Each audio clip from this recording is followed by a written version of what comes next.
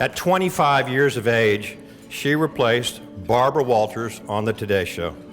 She has anchored the NBC Nightly News. Her Today Show ratings have never, ever been equaled. She's hosted Dateline, and she's a best-selling New York author. Twice. 2 times.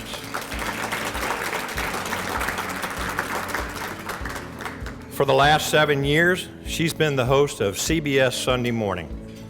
Wore a red leather outfit last week. Thank you, Jane.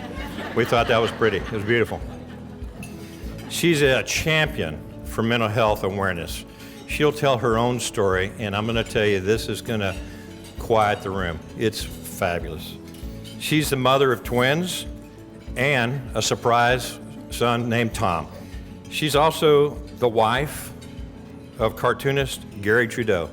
She has 3 Emmy Awards, the Edward R. Murrow Award, and she's in the TV Broadcasting Hall of Fame. I would like for all of you in this room to welcome Ms. Jane Pauley to San Antonio.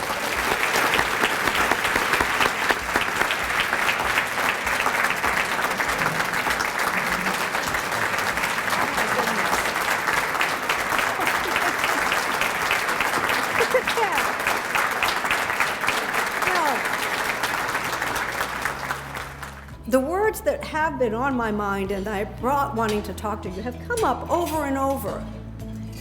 Community, hope, resilience, and courage. I added that one. Community might be a place on the map, but community can also be a place in the heart. And that's what brings us together today as a healing community. But I belong to a community that I really only recently recognized as a community. Membership is certainly not exclusive. We don't get together often. In fact, sometimes it's hard to get out of the house. Last spring, I stepped on stage and 3,000 people leapt to their feet. I was not alone, which is to say, I walked on stage with Simone Biles. And that ovation was for the world-famous Olympian.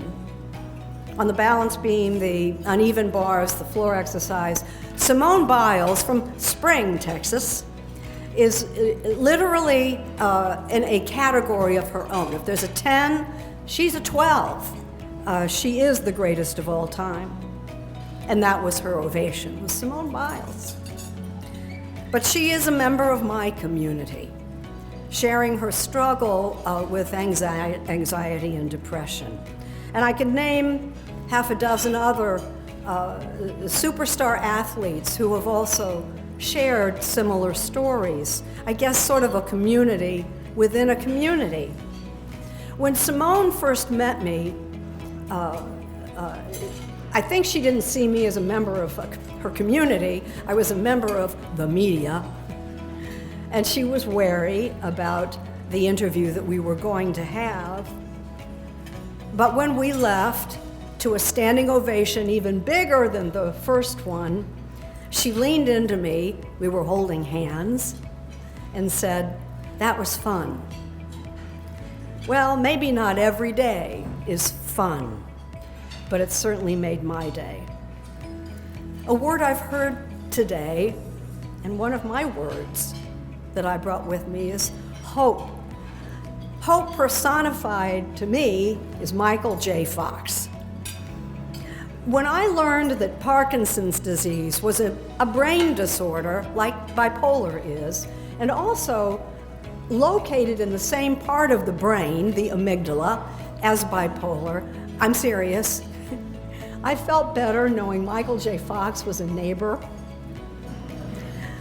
If anyone thinks hope is just a feel-good word, in his lifetime, the Fox Foundation will have exceeded raising $1 trillion.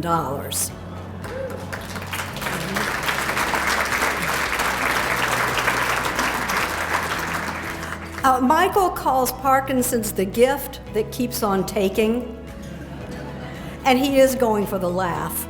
But it's no joke. He suffers a degenerative disease with no cure. You know what he called his memoir? Lucky Guy.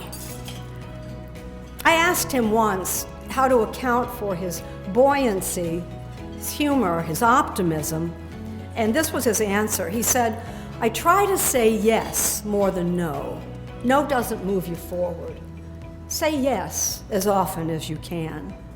Well, after that, I've tried to say yes more and say it real fast before no gets traction.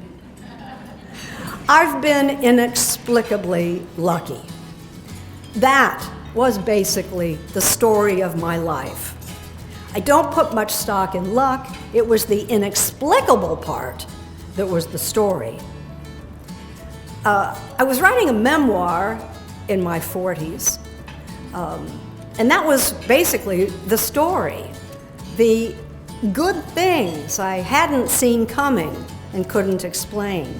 Well, like when Tom Brokaw introduced his new partner on Today, and I was sitting actually in a chair recently vacated by Barbara Walters, and I was 25. Earnestly looking into the camera that day, I say, maybe you're wondering how I got here. Well, maybe I am too. I'm often applauded for my courage. It wasn't a courageous decision to talk about my mental health. It wasn't even a decision. It was an instinct. It was an opportunity. And I didn't think about stigma twice, just once. It was the day I was diagnosed, and the doctor suggested that I could tell NBC I was being treated for a thyroid disorder. I recognized, well, that's the stigma. And I broke the news about the memoir that I was writing, and how about that title, Skywriting? Perfect? He turned a little pale. Well, I didn't make an announcement, but I did tell my boss at Dateline. I told the president of NBC News. I told my friend Tom Brokaw. All of our friends knew. But I was still committed to telling the story publicly when I got better. I'm in it for the long term, if involuntarily. Bipolar was something that happened to me. Switched is a medical term that explains what happened, but it's a one-way switch. The low point for me was not going to the hospital, but the first night when the lady who had been sitting by my bed seemed not to be leaving and told me that I had to keep my hands above the covers. When I began that memoir project, Gary was kind of perplexed. He was supportive, of course, but his lack of enthusiasm was beyond obvious. Now he seemed to be encouraging me to write it. If you still think you have a story to tell, that's how he began. Now, a memoir covers a lot of territory, but he had a particular story in mind, and that was mental illness. It had been the worst year of his life, maybe worse than mine. And my husband was encouraging me to tell the story. So I finished the book, and any accolades for courage I should accept on Gary's behalf, except that he says it wasn't courage, but that he had trusted me to tell the story. What a blessing, and I don't know how common it is for both of us to feel safe at home. One evening, I was sitting with a speech on my lap when awards were given to healthcare workers, and a woman named Joan, who clearly had not expected an award, slowly walked up to the podium. She treated tough cases, indigent, and homeless people. Joan slowly made her way to the podium and then stood in the spotlight, literally speechless. She had no words for, and you know how this is, an uncomfortable minute or two. We waited until she finally spoke. And what she said, I knew was more important than anything I was going to say in that speech on my lap, so that when it was my turn, I repeated it. I didn't know for sure that Joan had heard it herself, and I knew there were people in the audience who needed to hear it again, and you should hear it too. All she said was this: well, I'd just like to thank the clients for giving purpose to my life. And thank you.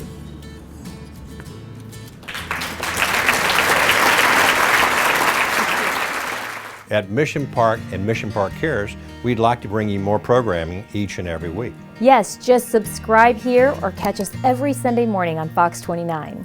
And remember, at Mission Park, it's our mission to care.